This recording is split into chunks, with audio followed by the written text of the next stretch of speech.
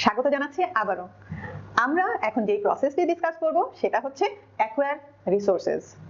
আমি আগে একটু বলে নেই, এই যে প্রসেসটা অ্যাকোয়ার রিসোর্সেস, এই নলেজ এরিয়াতে এর অবস্থান কোথায়।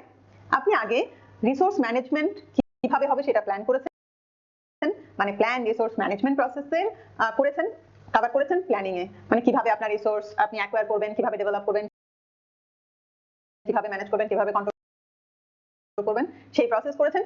এস্টিমেট অ্যাক্টিভিটি ডিউরেশনও আরেকটা প্রসেস আপনি কভার করেছেন প্ল্যানিং এ। আমরা এখন এক্সিকিউটিং এর প্রসেসে আছি। সো এক্সিকিউটিং এর প্রসেসগুলোর কাজ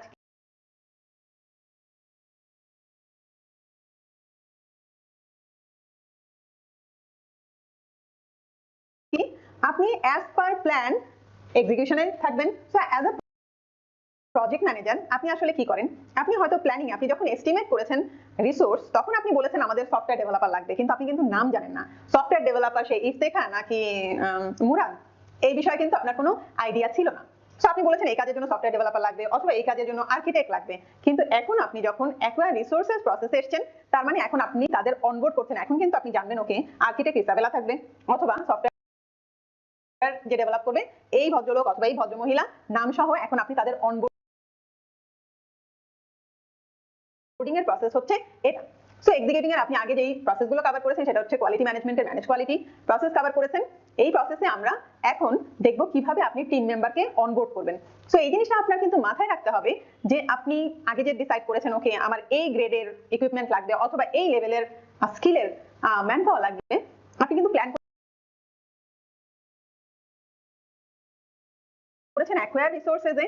বাই চান্স যেই রকম আপনি প্ল্যান করেছেন সেই রকম রিসোর্স যদি আপনি অ্যাকোয়ার রিসোর্সেসে অ্যাকোয়ার করতে না পারেন, তাহলে আপনার শিডিউল চেঞ্জ হতে পারে, দেন এমনও হতে পারে আপনার বাজেটে এটার ইম্প্যাক্ট হবে। সো এটা অনেক বেশি ইম্পর্টেন্ট যে আপনি রাইট রিসোর্স, যাকে আপনি যেভাবে ডিসাইড করেছেন যে যেই গ্রেডের ইকুইপমেন্ট আপনি ডিসাইড করেছেন সেটা এখানে অনবোর্ড করবেন, যেই স্কিলের আপনি হিউম্যান রিসোর্স প্ল্যান করেছেন সেটাও আপনি এই লেভেলে এসে সেরকম করতে হবে, আদারওয়াইজ আপনার শিডিউল আপনার কস্ট সবকিছুতেই ইম্প্যাক্ট হতে পারে।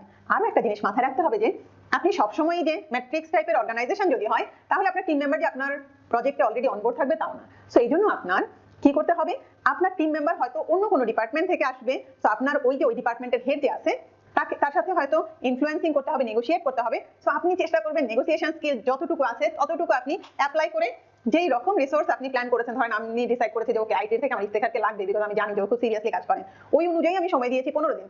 সো ইফতেখারকে যদি না পাই তখন দেখা যাবে যে আমার প্রজেক্ট ইম্প্যাক্ট হবে। সো আমি চেষ্টা করবো ওকে ইফতেখারে যে বস আছে তাকে আমার যে কোনো ভাবেই হোক নেগোশিয়েট করে, তাকে ইনফ্লুয়েন্স করে যে কোনো ভাবেই আমি ইফতেখারকে চাই। সো এই যে প্রসেস, এই প্রসেসের ইনপুট কি হবে, টুলস টেকনিক কি হবে, আউটপুট কি হবে, সেটা ডিসকাস করবো আমরা নেক্সট ভিডিওগুলোতে। সাথেই থাকুন।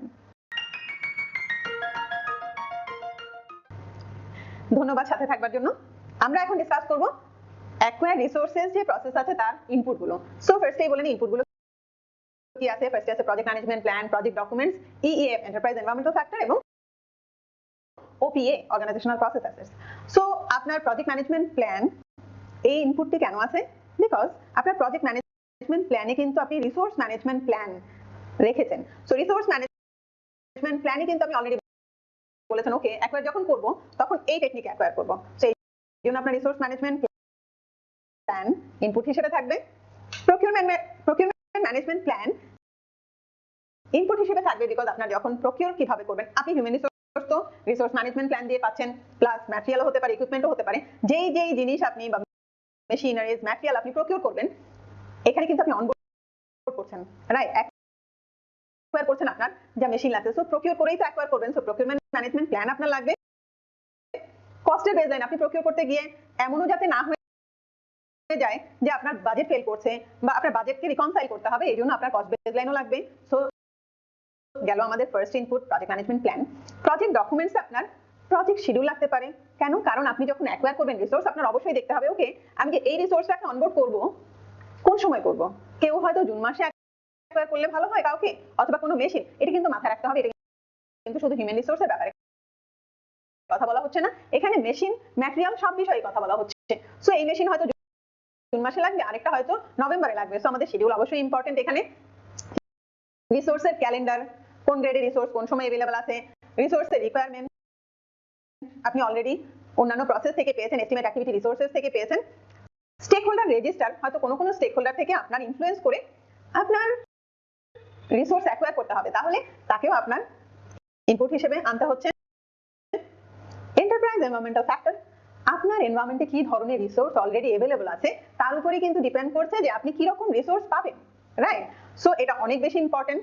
ওপিএ অর্গানাইজেশনাল প্রসেস আছে, এটা আপনার যদি রিসোর্স অ্যাকোয়ার করার কোনো পলিসি থেকে থাকে, কোনো যদি প্রসিডিউর থেকে থাকে, তাহলে সেগুলো আপনাকে হেল্প করবে রিসোর্স অ্যাকোয়ার করাতে। সো এই ছিল আমাদের ইনপুট গুলো। টু স্টেক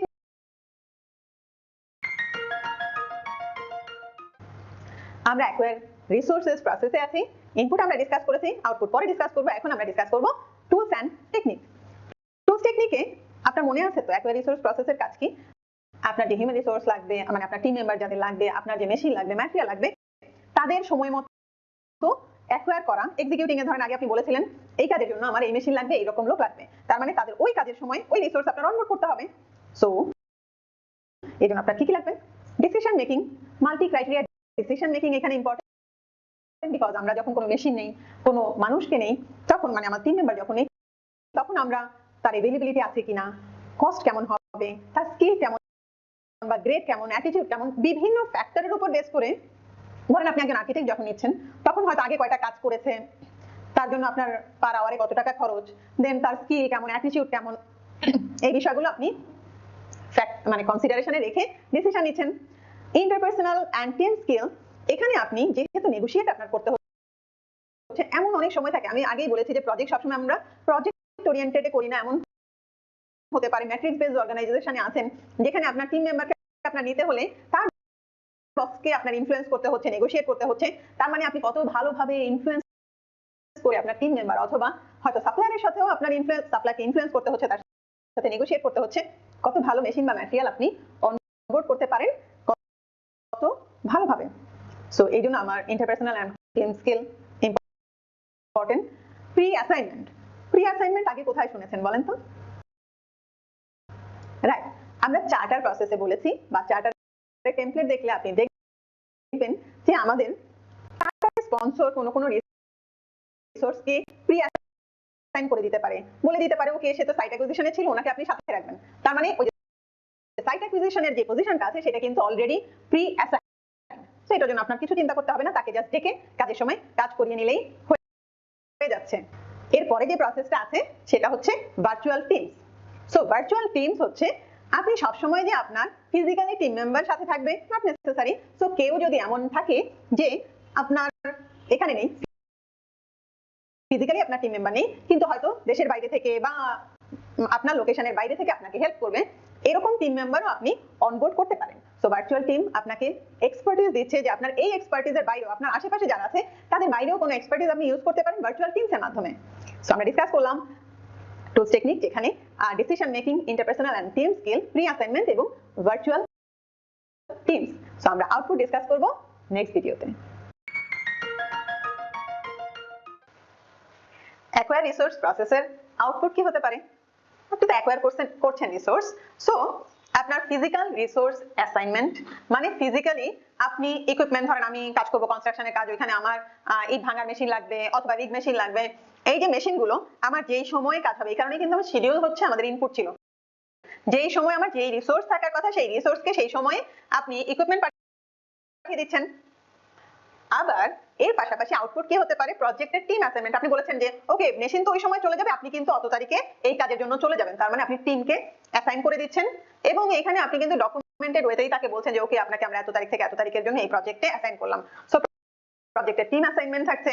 দেন আপনার প্রজেক্টের যে ক্যালেন্ডার, সেটা ক্যালেন্ডারে সাধারণত কি থাকে, আমাদের প্রজেক্টে কোনটা ছুটির দিন হবে, আমরা কয়টা থেকে কয়টা পর্যন্ত কাজ করব, আপনি আগেই তো আমরা ক্যালেন্ডার সেট করি, কিন্তু যখন আপনি আপনার প্রজেক্টে রিসোর্স অ্যাকোয়ার করেছেন, এমনও হতে পারে কেউ একজন আছে শুধু ছুটির দিনেই কাজ করতে পারবে কিন্তু ওয়ার্কিং ডেতে কাজ করতে পারবে না, হয়তো ডিজাইনের কাজ করবে সে।